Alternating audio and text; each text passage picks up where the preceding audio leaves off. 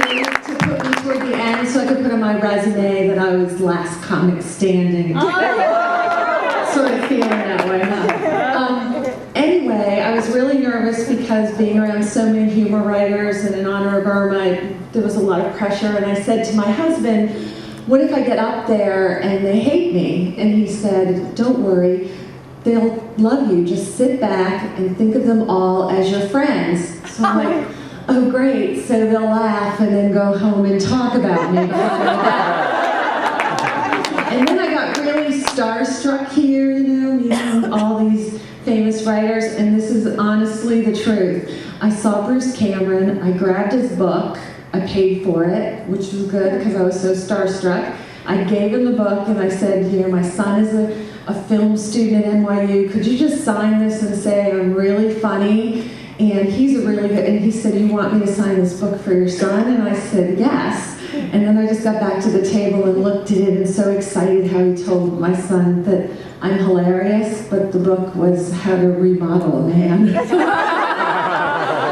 So anyway, I am a clinical psychologist, and people think when you're a clinical psychologist that you should have your act together because you have training. And I'm here to tell you that's really not true because I'm very neurotic, insecure, and not exactly the model mother or the model partner. And in fact, I don't know about you guys, but I find marriage to be incredibly difficult. And one of the reasons it's difficult is because you often have different customs than your husband. When I married my husband, I converted to Judaism. And unfortunately, he doesn't have a British accent, so it's even harder to take. But anyway, I converted to Judaism, and I am a former Protestant Jewish mother. I make my children feel guilty, then beg for forgiveness. I served gefilte fish with tartar sauce. And I once blew out the candles of the menorah. There were presents, I got confused. But I've learned something. I learned that matzo balls are very easy to make, but never try to spice them up by putting them in spaghetti. Especially during Passover, it's not a good mother-in-law trick. And I'm sick and tired of mental health professionals acting as if their life is all perfect because we scream at our kids like everyone else. I don't believe in hitting though. Hitting is damaging because acrylic nails are not that durable. And, you can be the best parent in the world, but your kid doesn't necessarily turn out the way you want him to turn out. I knew my son was spoiled and lazy when he was 4. Instead of making me a macaroni necklace for Mother's Day, he asked his preschool teacher to pick me up a gift certificate at Olive Garden. I learned about parenting from the 3 T's, textbooks, training, and television. And I think there is a lot of good parenting you can learn from TV, and I'm not talking about those 70s Brady Bunch, We're All So Happy. I'm talking about current television shows that really illustrate a no-nonsense approach to problem solving, like 24. Because for me, Jack Bauer is my parental role model. And that's, don't you love 24? Jack Bauer never repeats himself more than once. Show me the bomb. Show me the bomb! And he gets what he wants. Do not make me use this gun. Do not make me use this gun. So when I use the Jack Bauer approach, I found that it's very effective in getting my kids to do what they want when I need them to do. Do your homework. Do not make me use this gun. It works every single time. Now, I'm going to try to be really fast because I told people I would buy them drinks if they stayed till the end. So a few more can leave because we don't have that much money because things are rough in my house right now. My youngest son is a junior in high school and we're going through that whole college application thing. And how many people have been through it? Oh. It's like crazy, isn't it? Yes. And the parents are the craziest. Last week, 3 mothers approached me 3 different days with the same question. Where are you applying? Where am I applying? I'm applying for a second job to pay for this. Where are you applying? And they are obsessed about getting their kids in. They're so obsessed that they will spend all their money on getting their kids in and forget about the tuition. Now, I personally, though, am not worried about paying for the tuition because I have a lot of money. I invented the SAT Barbie. SAT Barbie comes with flashcards and a bad attitude. Her dream house is in lockdown until she raises her math score. And the pink Jeep goes nowhere unless it's to a Kaplan class. And high school was wicked, and it's so hard to be popular. I grew up in Connecticut, so it was next to impossible.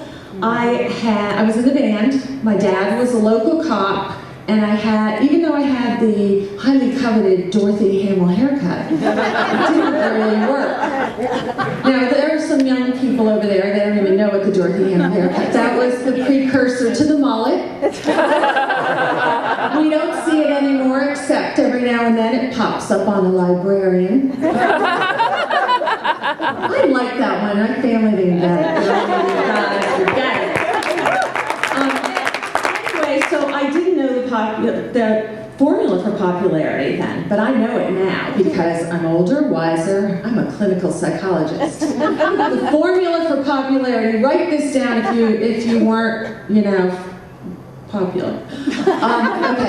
Is high self-esteem, bubbling personality, and relocation. Because if you move away, trust me, you can be anything you want to be.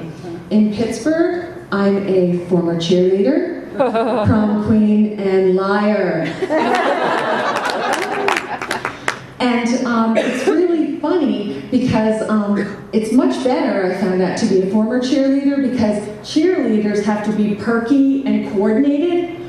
Former cheerleaders, they just have to be loud. And it helps if you can spell and clap.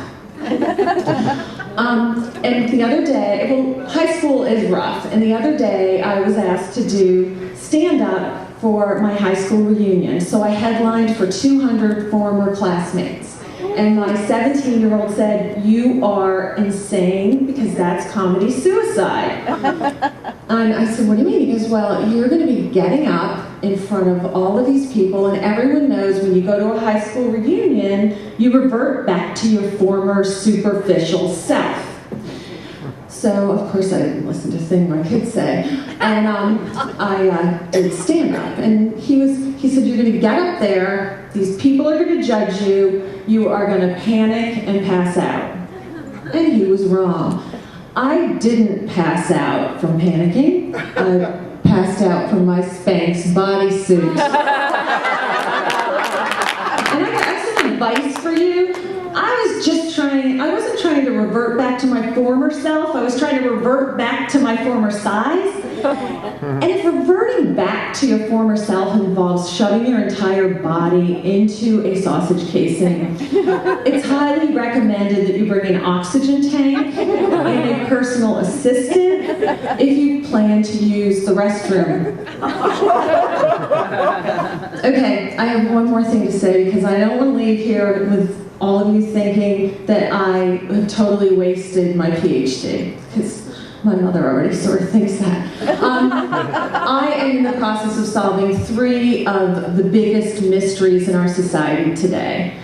I'm searching because I think there could be one man, one husband out there who can go to the grocery store with a list and bring back the items without phoning home for guidance. I haven't met him yet. Number 2, I want to know why God gave us hot flashes at exactly the same time you have no business wearing a tank top.